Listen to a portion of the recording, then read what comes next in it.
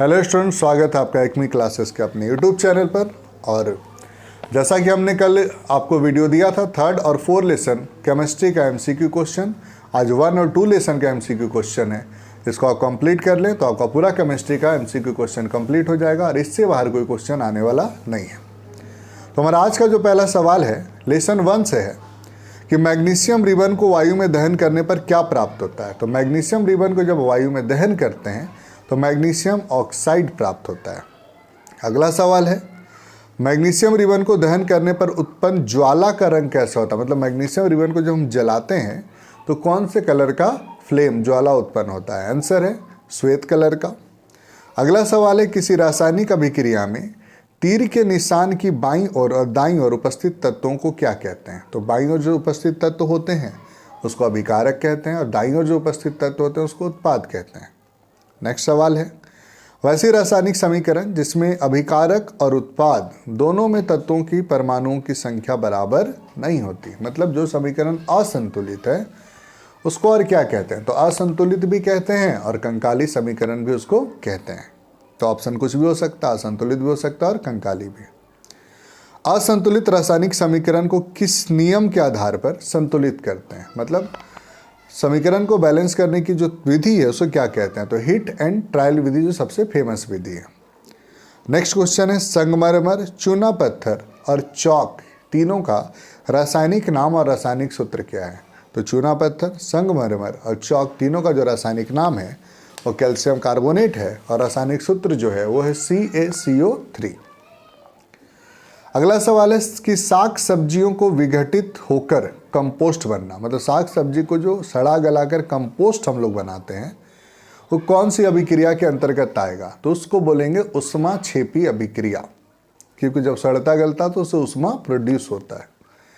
Ferrous sulphate को गर्म करने पर कौन सी अभिक्रिया संपन्न होती है। तो फेरस सल्फेट को जब गर्म करते हैं तो उष्मीय वियोजन अभिक्रिया संपन्न होती है। नाइट्रोजन डाइऑक्साइड धुआं किस रंग का होता है। तो नाइट्रोजन डाइऑक्साइड का जो धुआं होता है वो भूरा कलर का होता है। अगला सवाल है कॉपर सल्फेट के विलयन का रंग क्या होता है। तो कॉपर सल्फेट के विलयन का रंग नीला होता है। कॉपर को ऑक्सीजन के साथ गर्म करने पर प्राप्त यौगिक का नाम और उसका रंग बताइए। तो कॉपर को जब ऑक्सीजन के साथ गर्म करते हैं तो प्राप्त जो यौगिक है और कॉपर ऑक्साइड है और उसका जो रंग होता है वो काला होता है। लास्ट क्वेश्चन है लेसन 1 से लौह चूर्ण पर तनु हाइड्रोक्लोरिक अम्ल डालने पर क्या होता है। तो लौह चूर्ण पर तनु हाइड्रोक्लोरिक अम्ल जब डालते हैं तो हाइड्रोजन गैस उत्पन्न होता है और आयरन क्लोराइड उत्पन्न होता है। अब लेसन 2 की ओर आते हैं। लेसन 2 में हमारा आज का पहला क्वेश्चन है मेथिल ऑरेंज और फिनोल्फथेलिन किस प्रकार का सूचक है। तो मेथिल ऑरेंज और फिनोल्फथेलिन संश्लेषित सूचक है। सवाल इसको घुमा के ही पूछ सकता है कि एक संश्लेषित सूचक का नाम बताएं। तो आंसर होगा मेथिल ऑरेंज और फिनोल्फथेलिन। तो ध्यान देंगे कुछ दोनों में से कुछ भी क्वेश्चन आ सकता है। लिटमस विलयन कहाँ से प्राप्त होता है। तो लिटमस विलयन थेलोफाइटा एक समूह होता है, उसमें एक लीचेन पौधा पाया जाता है, उसी से प्राप्त हो जाता है। तो जवाब हो जाएगा थेलोफाइटा समूह के लीचेन पौधे से। नेक्स्ट क्वेश्चन है लिटमस विलयन जब ना तो अम्लीय होता है और ना तो क्षारकीय तो उसका रंग क्या होता है। तो लिटमस विलयन जब ना तो अम्लीय होता है ना तो क्षारकीय तो उसका जो रंग होता है वो बैंगनी रंग का होता है। अगला सवाल लौंग का तेल किस प्रकार का सूचक है। तो लौंग का तेल जो है वो गंधीय सूचक है। नेक्स्ट क्वेश्चन है कार्बन डाइऑक्साइड गैस को चूने के पानी में प्रवाहित करने पर एक अवक्षेप बनता है, उस अवक्षेप का क्या नाम है। तो चूने के पानी को में जब कार्बन डाइऑक्साइड प्रवाहित करेंगे तो जो अवक्षेप बनता है उसको कैल्शियम कार्बोनेट कहते हैं। सूत्र होता है CaCO3। नेक्स्ट क्वेश्चन है सभी अम्ल और क्षारक में क्या समानता है। तो सभी अम्ल या क्षारक जो भी अम्ल है जो भी क्षारक है सब में हाइड्रोजन पाए जाते हैं।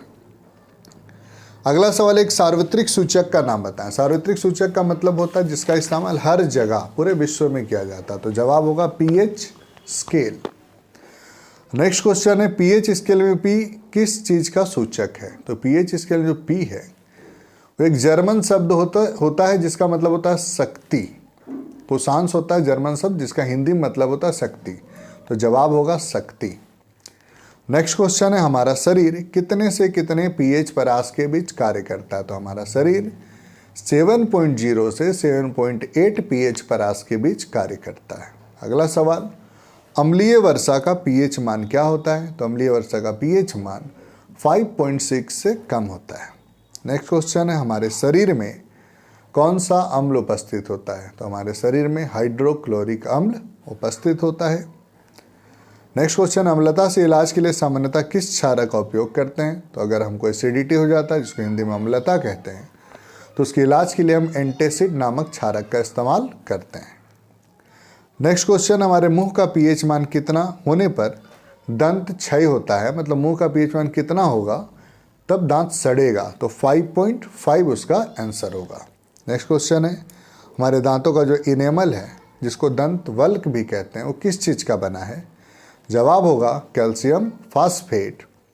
नेक्स्ट क्वेश्चन है, डॉग के पौधे की प्रकृति क्या होती है? तो डॉग एक पौधा होता है जिसका प्रकृति होता है क्षारकीय। आज का लास्ट सवाल है, प्रबल अम्ल और प्रबल क्षारक से जिस लवण का निर्माण होता है उसका pH मान क्या होता है? तो जवाब होगा 7। तो आज का हमारा वीडियो यहीं पे समाप्त होता है।